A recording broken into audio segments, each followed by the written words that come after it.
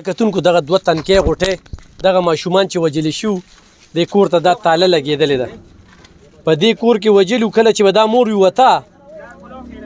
نو دې به تاله وواله دا بچي به دلته بندیوان کړل په دې کمره کې وجلې دی په دې کمره کې وجلې دي ښه بیا یو زوی اوس پاتې ماشوم دی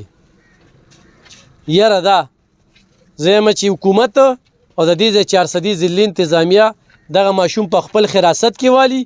او دا چرته یتیم خانه ته ورسوي او یا دې ما ته حواله کړي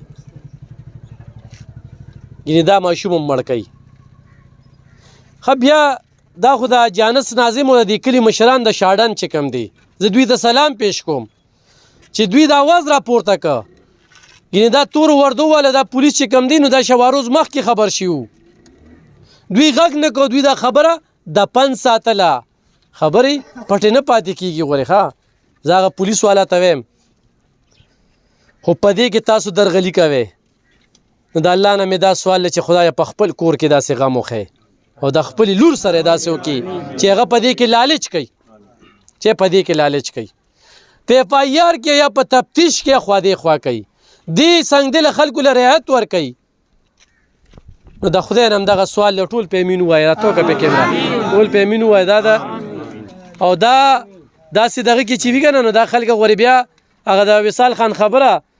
اوس یې خبره وکړه چې یاره داسې دا ویداړه مې و چې ویې سوځومه نو په داسې حالاتو کې خلک بیا کورونه سوځوي نوم دې څه دی څه دی یاره جي لکه موږ خو دلته دوی سره دلته یو لږ شل پېرې دلته دوی پسې موږ رالو چې دا ماشوم یې ماله به هم نه راکولې بیا به د موږ د اړخ ته هم نه راپرېښوي چې دا پته به ورته ولګېده چې دا کور ولې چې روټۍ ورکوي بیا به یې په هغه اړخ نه پرېښوي خلکو ته به یې وي دوی ګیا خوري دا تپوس ته خلکو نه کړو چې ولې خوري وایي سپاري خوري ولې خوري د لوږې نه خلک غول هم خوري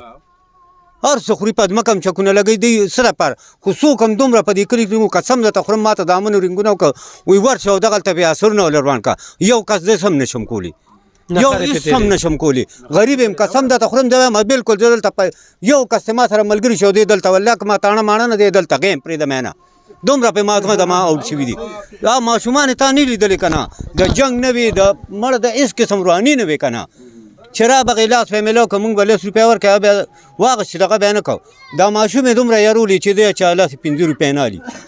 نو دلته دا اوس نیکۍ بودي هغه هم نه ورکوي خپل نیکۍ به پسې 10 پېرې راغی هغه له به ملاقات ته نه ورکولي دومره ظلم ښه دته مه ووایي دا ما ته پرېږده زه دومره دلده اوس یم چې خپلې نو بله اوس دلده اوس نه چې مړی دی کې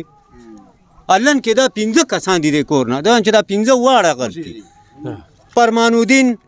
خان دغه فضل رحمان او 2 لوڼه او یوې ښځه دا 3 واړه دي سره شریک دي دا 15 واړه لکه دا 2 سړي او 3 ښځې قسم دی چې زما د اړه سم دغه څه چل وکړم هېڅ هم نشو کولی والله ډېر غریبانان منګ دله داد درکو یو موږ د سره کلک ولاړو ښه چانه د سترګه مون رفیقتونکو دې کې پولیس ته تر 15 لکو پورې ډیمانډ شوی دی اوس 15 لک روپۍ په دې کور کې خو نشته خو دې ښځو پسې شاته نور لاسونه دي دې خو هغې پسې او د دې ماشومان چې مړه کړل د دې دله دې ښځې پسې دې پسې شاته چې کوم عناصر دي دا ځکه د دې ځای خلک وایي چې دې سهولتکار چې کوم خلک دي او کوم خلک به دې کور ته ننوتل او ووتل سهولتکارو پته دی ولګي